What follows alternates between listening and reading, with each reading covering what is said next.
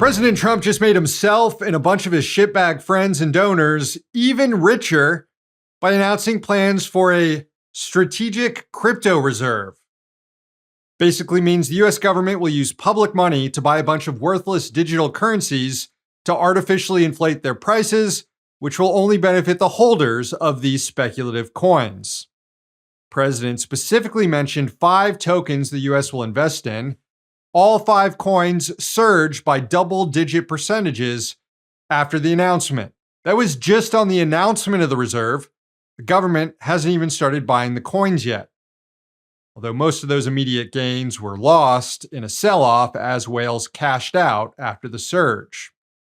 Let me reiterate, though, these coins have no real value or purpose beyond just something for investors to speculate on. And one of those investors is Trump's crypto czar, David Sachs. No relation. After Trump's announcement for the reserve, Sachs tweeted, quote, "President Trump is keeping his promise to make the US the crypto capital of the world."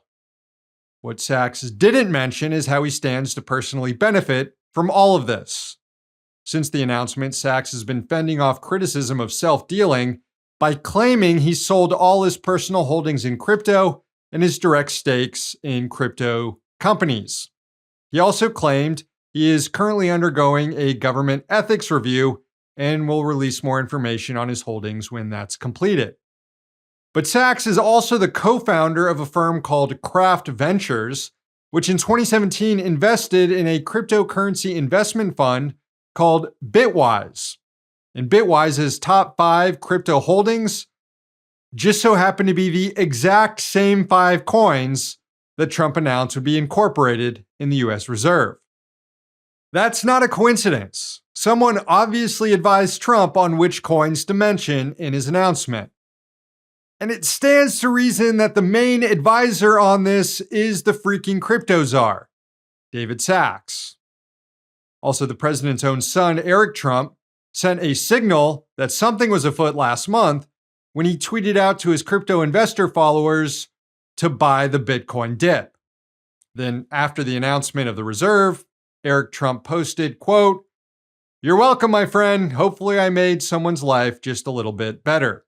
Now my advice, hold long term."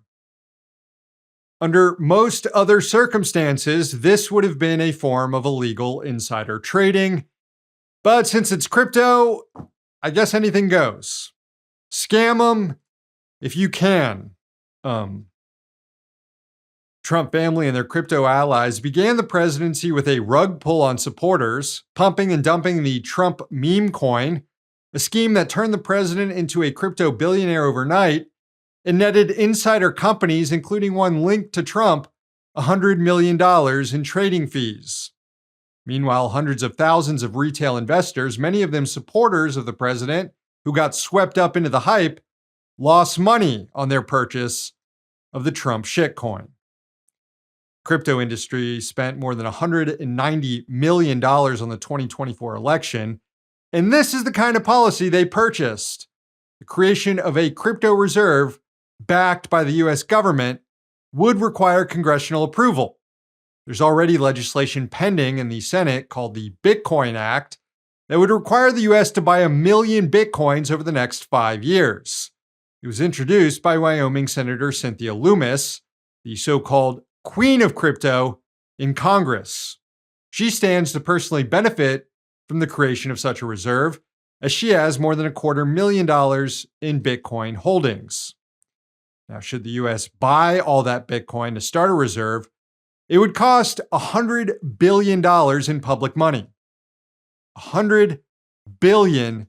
At a time when Elon Musk, another major crypto holder, is laying off cancer researchers and weather forecasters, claiming the government is going broke.